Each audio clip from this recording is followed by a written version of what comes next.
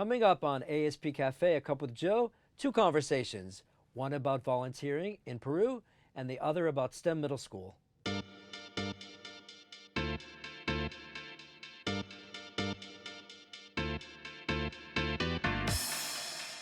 Stacey, welcome to ASP Cafe, a cup with Joe. Thank you for having me. You're welcome. So Stacey, we're going to talk today about Anne Arundel County Public Schools volunteering in Peru in the summer. And so I'd like to talk to you a little bit about your experiences there. Which organization did you use?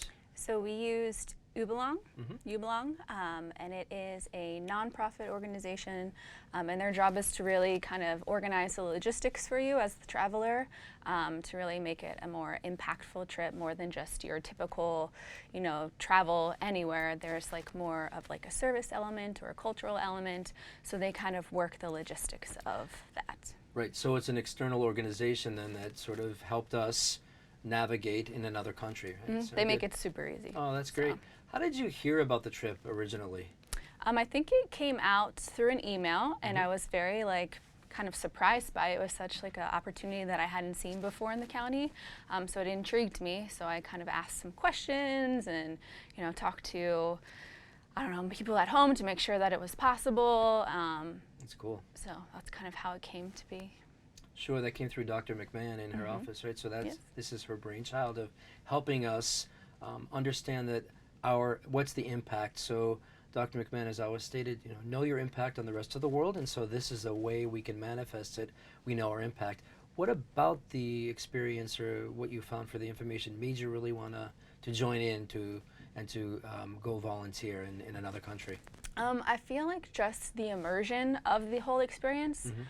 So you're there for an extended period of time, so it's not just like a vacation. You get to work in a school, which is something that really intrigued me. I've always been fascinated with education around the world, so I felt like the opportunity could give me a kind of a deeper perspective of what it's like in other places. Sure, so we're talking about sort of the impact of the local and then the global, right? So our local impact and then the global experience that you had. What was your daily routine like when you were in Peru? So we would get up around 7-ish, and then people kind of trickled in for breakfast, so they always provided breakfast for you. And it was nice to kind of wake up to friendly faces and English, to be honest.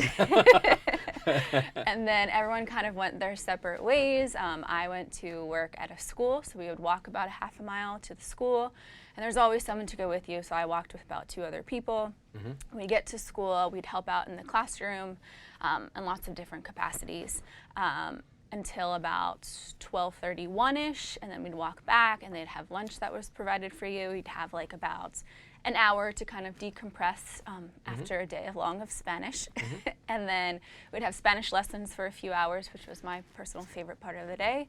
And then after that, you usually had dinner and kind of could relax, kind of choose what you wanted to do for the rest of the day. Talk to me a little bit about the Spanish experience. You said that really had an impact on you, right? So you seem to have indicated lots of Spanish because we're in Peru, right? So they're speaking Spanish to you in this setting where you're volunteering, and then you come back and then you have more class. Tell me about your Spanish experience there. So I felt like in the 4.5 weeks that I was there, my Spanish improved, I feel like tenfold compared to I've taken Spanish in high school, I've taken Spanish in college, and it's sporadic, my Spanish lessons of sorts, but I feel like in those 4 weeks, because you had to use it all day and apply it, and then you had the class where you could really ask questions and they talked kind of slower and clearer, so you could really understand and kind of build that confidence back up in you every day. I felt like I left feeling more comfortable trying to speak. I feel like before that I was super nervous and kind of never wanted to actually speak, but after I could get by, I feel like now. So it sounds as if a little bit about the situation you were forced into using it, because if you're in a place where English isn't the main language, right? And so you'd have to use it to do what kinds of things, what kinds of activities did you have to use for which you had to use Spanish? I mean, I feel like everything for the most part, especially within the schools. So they did not speak English in the schools. They wanted you to speak, like rightfully so, like they wanted you to use your Spanish and contribute using Spanish, like they didn't understand English within the school setting. So in order to kind of make an impact, you had to try, like and try with whatever you were like had like at your disposal. So like my Spanish was subpar, but I could say a few things. So like I felt like very limited in what I could do, and it made me want to learn more. Right. So thinking about your educational experience, so you went at 7 o'clock, you had breakfast, and then you went to your assignment for volunteering. Talk to me a little about what you did. You worked in a school, right? What age group did you work with? So I worked with 4th grade. Okay. And it really depended on the day. Some days I like kind of took down bulletin boards and kind of did more kind of really choral reading. So their education is a lot, I feel like, different than ours. Right. And culturally, you can't change the world in 4 weeks. So you just kind of, do what you can.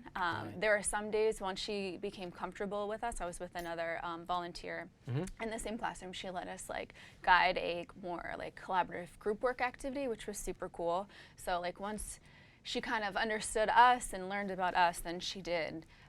She, as in our teacher who was in the classroom, she let us kind of take charge a little bit more. But a lot of times we led a lot of like the reading. They do a lot of reading and answering questions, so we did a lot. We kind of led that, or did some like organizing, and I sat with students one-on-one a lot and kind of helped them through like the questions that they were responsible for. And this was all in Spanish? All in Spanish. Oh, that's wonderful. And it was great because the kids were helping me. I felt like of all of the people that were there, I felt like the kids really wanted me to learn Spanish. So I would try to stumble along and they'd be like, no, no, no, and they'd laugh at me. Did you have them help you with your homework? Yeah, sometimes. Sometimes. That's good. They'd tell me if it was right or wrong. Right. Yeah, because then, they have the intuition about what sounds right to them, right? So Yeah. at that level. My volunteering experience was a little different from yours. I went to an old age home, so to say it that way, in Peru, especially in this area, the concept of a nursing home doesn't exist. So, and the expectations in society is that, that sort of the families will take care of anybody elderly. So an elderly there could be defined from 50 up, right? So I was taking actually care of myself then, I guess, in that sense, right? So the experience there was a lot about learning. I wanted to learn about their past so I could help inform my own future, right? So like, this is what we do. This is how we think. To me, that was the biggest takeaway. Can you remember a moment when you had that sort of aha moment, like, we have two parallel cultures and we think differently, but we're both right? Do you remember having that moment? I did. I feel like all teachers do the best that they can do with what they've been given. Right. And I felt like every day those teachers were there for the kids, which is parallel to teachers here. So I could feel that, like, kind of, they were there for the kids most of the time, I would say. So how about use of resources? Do they have any do we have parallel resources? No. So I feel like technology was super limited. The teacher had a computer, but that was it. It was very much paper and pencil and workbook, with a few manipulatives. But they did the best with what they had. Like, I felt like they were genuinely trying with what they had. One of the takeaways that I had, I knew this already since, from Latin America anyway, but one of the takeaways I had was, it seems in the United States we control the environment a lot, and there they just live with it. So they live among it, right? So Yeah. It was a little chaotic at sometimes. Yeah. Like, they'd be like, go to recess, and all the kids would kind of scurry around, and I was like, oh no. Yeah, and for us, we were like, no, we have to we need to walk in we the have to line. protect the children, right? Yeah, so no. Yeah, right. Less structure, I would say, for like transitions and stuff. Right. And I remember sort of even thinking about volunteering, one of the things I had to learn to live with was lack of heat. So in July, we went in July, right? So the July is midwinter, it's below the equator, right? So it's midwinter. And it's like, oh, there's no heat. Yeah. And that was a eye-opening situation. So you talk a little bit about interactions you've had with anybody that you remember, and they're sort of how you remember them, or a big takeaway you've had? From like other volunteers? Yes. So I felt like you're with a roommate, so I felt like you it definitely became like a sense of family while you were there. So you always had someone there. You knew someone was looking out for you. So if something happened, like you had someone there to support you. And I felt like those relationships lasted after. So like my roommate, I still try to meet up with her like at least once a year and catch up. Yeah. We actually, at the end of our stay, we like extended and went to another place in Peru at the end of our journey. That's 4 wonderful. weeks, so it was good. Yeah, the impact for me, quite frankly, was that I want to return. Like, I know that's sort of what I want to do is volunteer and be part of AACPS and still volunteer. Yeah. That's a great thing. You've also taken some really cool pictures, right? So can you talk me through a few of them that you think that you've taken, you're really proud of, and sort of what that reminds you of? So there was one little cafe up in San Blas. So San Blas is up on the hill. And I just loved this cute little cafe. And it had this window that kind of was like looking onto the street. And you could see like the orange rooftops and the Cusco flags, which are rainbowed. And it just was very, I feel like, a peaceful setting. Because you're like immersed in this kind of environment that's uncomfortable. Like you don't know the language fully. You don't know where you're going half the time. So that was just like a very comforting place, I guess. Yeah, so it sort of showed you the style of life, right? So what you had to do, and also what you looked upon, it sort of gave you a reason why you were there, right? Anything else you can think of that was a sort of had an impact on you? There was another. There's one where it's the Inti Raymi parade. So there's parades like every weekend there. They're very, they like to celebrate the Incan culture, which is great. Like I feel like culturally, like there's so much to learn and be exposed to. But that one in particular was it was big, and it was when we had first gotten there, and everyone was so excited, and we all went to the parade together, and just to see like how proud they were of their culture through this parade, and they were really celebrating what they believe in. What are some of the activities that happened during that parade? I think, if I remember correctly, it was, they were like, there's different gods, and they were dancing and all kinds of stuff. It just was a lot to look at, like colors and dancing and all kinds of stuff. Yeah, so sight, sound, culture, all those things seem to happen. And where did that happen? In Cusco? Where was that? In the Plaza de Armas, which is the big square that kind of is the central of the town. Right, so that happens in most Latin American towns, is that there's a square or a plaza, right, where everything happens there. So, yeah. Any other takeaways that you had from the volunteering experience? Do you remember thinking when you came home, wow, this is something that I need to... Yeah, I feel like in its truest sense, it really taught me like empathy. Like you have all these ELLs in your classroom all the time, and I have never experienced anything like that, and I felt like through this experience, I could see what they like felt, because like as much as I wanted to help, as much as I wanted to impact, like I was very limited to my language capabilities. So, I mean, it's just something that takes time, and however best you can support ELs, I feel like that really made me feel for them, I guess. Sure, so that English language learners are in the same situation you were in, you know, and sort of that you have to think about how you're going to manipulate a system you don't know, and how you know, what the impact is going to be. I mean, I still think that, I still remember even just sort of looking at the use of space and how space is used in Peru versus how we use space, right? So it just, how efficient that is, or just different, right? So it's not better or worse, it's just parallel, but it's a different way of looking at how they organize and how they, you know, sort of use space. And it was probably, I know you've said this before, but it's sort of like a changing moment for you volunteering, right? Yeah, I would say life-changing. Life-changing. Like, it really made me change my perspective about, number one, ELs, and number two, like how much and how many resources we have here in Anne Arundel County. Good. I want to thank you for coming to talk about thank you. volunteering in Peru. And thank you. Good luck. Thank you. Bye-bye. The Cafe at Maryland Hall is a collaborative venture between Anne Arundel County Public Schools and Maryland Hall for the Creative Arts. The culinary arts students of the Center of Applied Technology South not only prepare the wonderful food items, they also manage and staff the cafe.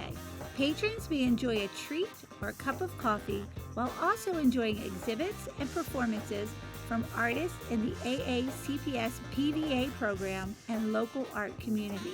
This amazing collaborative partnership gives the community an opportunity to experience awesome food and customer service in a rich, artful atmosphere here in the community's art center, our vibrant and exciting Maryland Hall.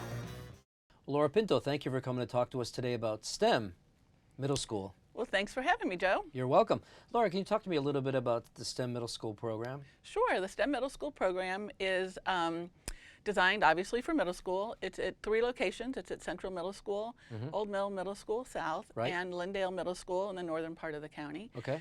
And STEM stands for Science, Technology, Engineering, and Math. But the program is much more than that. We really don't define STEM by the acronym or the letters or the content. In Anne Arundel County Public Schools, we define STEM as using all your knowledge, skills, and resources to solve problems and create change in the world. So that's in concert with the superintendent's missive for all means all, so that STEM is really for a program for all students, right? Absolutely. And even though the STEM program is a magnet program that you apply to, and so it's a program within the school, within those 3 schools, we really do spread STEM and STEM activities, STEM philosophy, STEM values out to all students. So all students in the building actually get STEM experiences. So they benefit from it, sure. Absolutely. So since it's a magnet program, how do students who want to apply for a middle school experience in STEM, how do they apply? So in the fall of the student's 5th grade year, parents will receive information, usually from the elementary school, a letter that will be sent home from guidance that'll give them information about info sessions that we have. And in the fall, we will have 3 info sessions, 1 at each school. They're in October, so if you wanted to find out when the info session is for the school that you would apply to, you can go on the Magnet website, or you can actually go on the school's website. For instance, you could go to Central Middle School's website, look at their school calendar, and you would see when the info session is going to be held. Sure. And so the Magnet website, is everybody knows, is www.aacps.org/magnet. Right. And that's where they could find the information. Right. And so then you would go online and fill out the Magnet application. If your student is already a student in Anne Arundel County Public Schools, you'd want to make sure you have their student ID number, or often called their lunch number. That's how students know it. Right. And a lot of the information in the application will be populated for you because you are a student in Anne Arundel County Public Schools. Right. If you're coming from a private school, then you have just a separate way that you need to log in, create a student ID, and then you can apply. So a student in Anne Arundel County Public Schools in the fall of the 5th grade year in October, so my understanding is that this year it's October 12th through noon on November 24th, that's the Tuesday before Thanksgiving. The student needs the lunch number, the 6-digit lunch number. It begins with a 6, 7, or 8 usually, and then also the password that he or she uses to access the computers at school. That's all a student needs to know. And the info sessions at the school are really helpful too, I think, for families to help make the decision, like, do you want to come to a program of choice? A lot of times the middle school magnet program for STEM, it might not be their home middle school that they would naturally attend by their home address. Right. And so these info sessions are a great opportunity to get to meet the teachers, hear about the types of classes students will be taking, the co-curricular or elective elective classes, or encore classes they call them in middle school, that are available. And usually you get a tour of the school. We always have STEM students available and STEM parents, because there's some questions that families might want to ask a STEM parent. And so we have you know, the community of STEM available at these sessions. Oh, that's wonderful. So in middle school, when a child makes the transition from elementary to middle, they call encore classes? They call them encore. And so the encore classes are different for each middle school. In the STEM middle school, though, some of the encore classes, we are part of what makes the STEM program unique. And that in the STEM program, your student will take computing and automation for all 3 years, and that's in the encore elective block. And then students will also take Project Lead the Way, which is an engineering course, and they take that all 3 years. And so some of their encore elective classes are limited because you're in the STEM program. You're going to take the STEM electives. But they do have availability in their schedule to take all year music, dance, chorus. They can take one or two electives in addition to the electives that are prescribed by the STEM program each year in the magnet program. Right, so just to sum up a little bit then, students from all over the county can apply for attending one of the 3 STEM middle schools at Central Middle in the south, Old Mill Middle South in the middle part of the county, and then Lindale in the northern part, right? Correct. Okay, and so then they have a certain curriculum that they follow. Is that true? True. Right. So that's good, and so that's different from the comprehensive middle school, right? So they're still part of the school. Is that how that works? Right. So roughly half their day they're in classes with the comprehensive students or the liberal arts students in the school. And then about half their day they're spent in blocked classes where they are with the STEM students. The computing and automation, project lead the way courses, and then at each grade level we block two classes together for like transdisciplinary kind of learning. And so in 6th grade, for example, it is social studies and science. And so that's a class that is a STEM-only class that's 2 hours back to back, and it gives us the flexibility to bring in project-based learning and to be able to, basically teach science and social studies kind of simultaneously in a very hands-on and kind of application way. That's pretty cool because traditional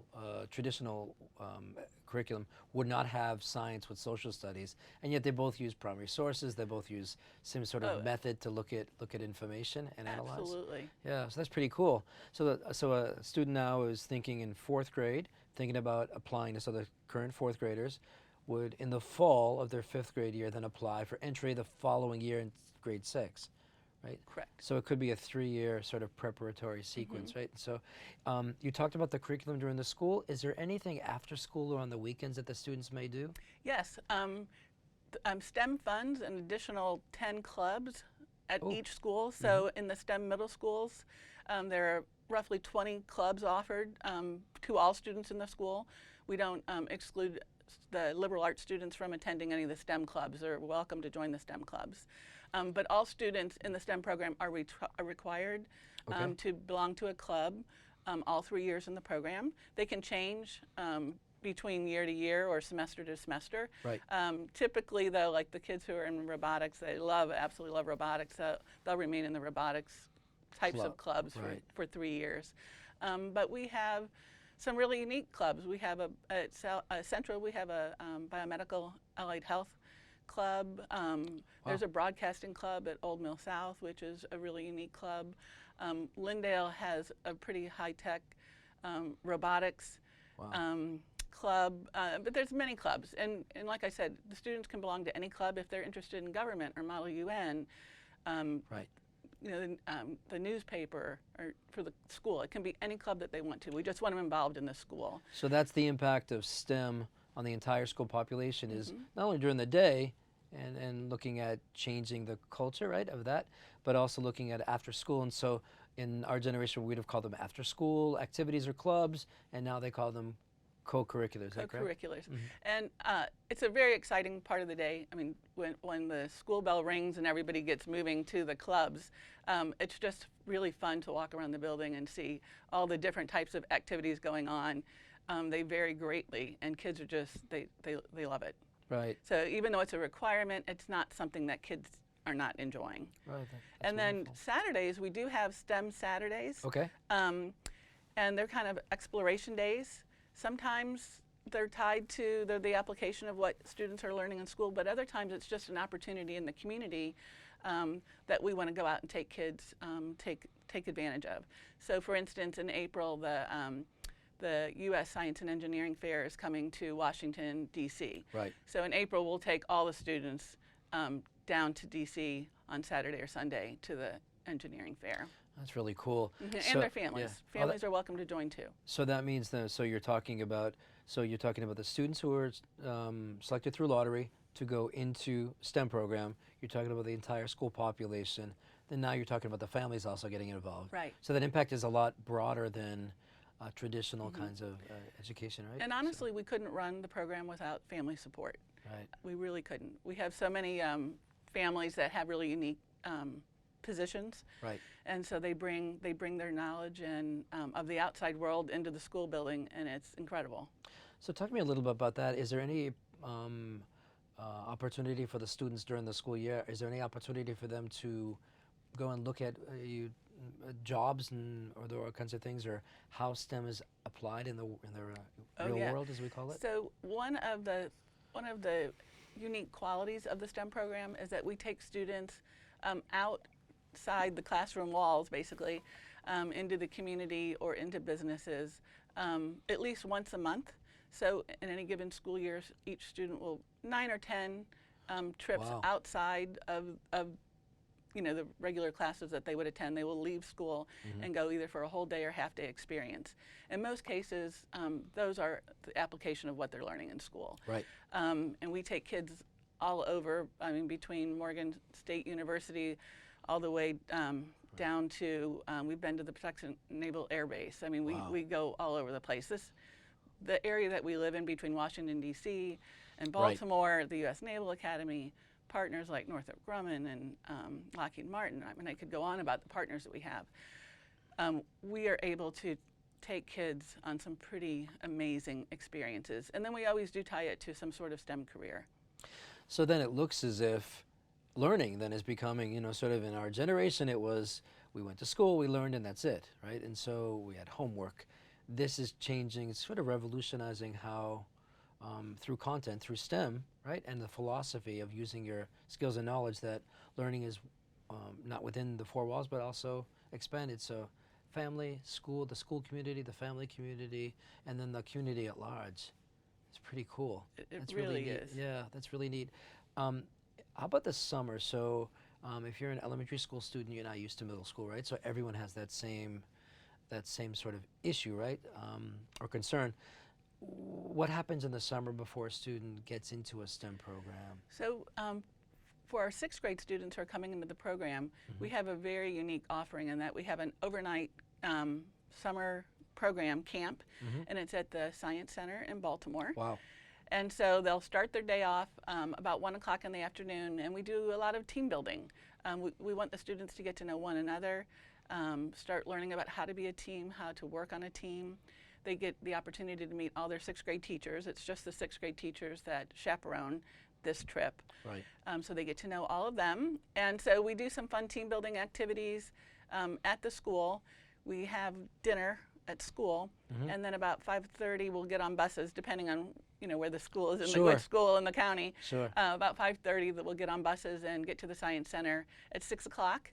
And we are the only visitors at the Science Center at that point in time. And so the Science Center then runs, we have 3 different rotations of engineering challenges, basically, that they will go through. And then that night they'll get to see the IMAX movie, and then in the morning they'll see the planetarium show, have breakfast, and then we'll return to school about 10 o'clock in the morning for families then to pick their students up. They'll also have some summer reading to do. We have several choices of books. They'll get their choice in a book. They'll do some summer reading. It's a fun book to read, and then we'll introduce them to Socratic Seminar the first day of school when they enter in 6th grade. Right.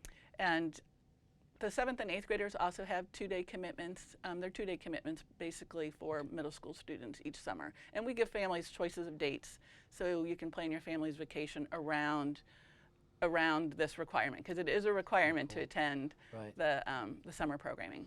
So that's the building of getting to know a community, because students are making the transition of many schools to go into these 3 STEM middle schools, right? And then you have so the parents can rest assured that they actually will know some other people, and so it's the social aspect of it, but also the academic aspect, right? We, in 8th grade, we have a STEM retreat at Sandy Point State Park, and so kids reflect on their experiences in the program, and often their experience of entering 6th grade and that overnight camp, they often reflect on how that was one of their best experiences and memories from the program. Oh, that's very cool. That's a good way to end this conversation about STEM Middle School. I want to thank you for coming to talk to us today. And thank good you. luck with the STEM Middle School. Right? Thank you.